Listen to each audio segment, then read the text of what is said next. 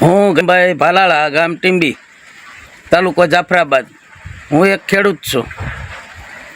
આજે મેં 16/3 એક નકલ લખી હતી જીતુભાઈ વાઘાણીને સરકારના અન્ય કચેરીમાં કે સરકાર મને ગાંજો વાવવાની પરમિટ આપે, કારણ કે આજે ઘઉં, જુવાર, બાજરી, તલ, મગફળી, કપાસ, અન્ય પાકોના ભાવ તળિયે બેઠા છે.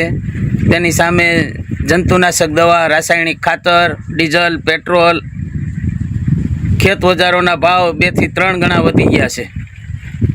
આ બાબતે અમને પોષણક્ષમ ભાવ ન મળતા, ખેડૂતોની બમણી આવક ન થતાં મેં સરકાર પાસે સરકાર માન્ય વાવેતરથી માંડીને વેચાણ સુધી ગાંજાની પરમિટ માગી હતી. તેમાં મને કલેક્ટરનો અને જિલ્લા ખેતીવાડીનો લેખિત પત્ર આવ્યો છે કે અમારા વિભાગમાં આવતું નથી.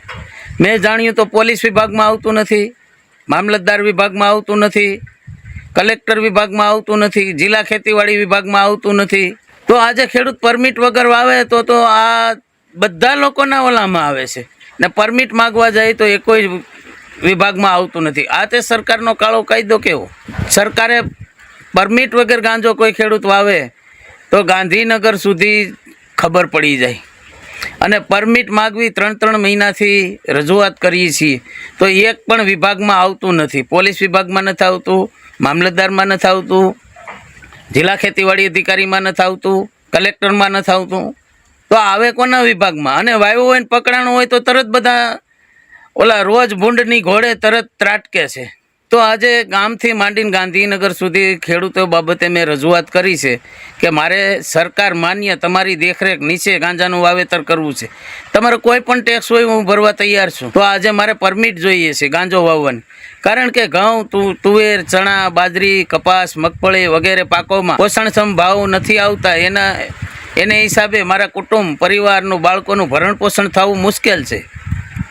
એટલે ન છૂટકે ભારતનું બંધારણ ન હોવા છતાં, નશાબંધી હોવા છતાં મારે ન છૂટકે સરકાર પાસે આવી માગણી કરવી પડે છે.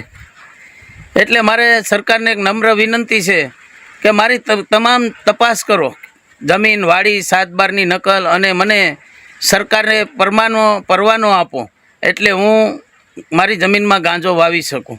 આજે દારૂ વેચવાવાળાને દારૂની પરમિશન મળે, હથિયારધારીને હથિયારની પરમિશન મળે, તો મારી બાપદાદાની જમીન છે, મને ગાંજો વાવવાની કેમ પરમિશન ન મળે?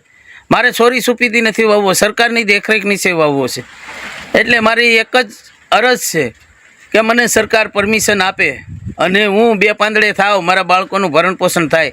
બાકી આ મોંઘવારીને માર વચ્ચે મારી ખેતી મને પોસાય તેમ નથી.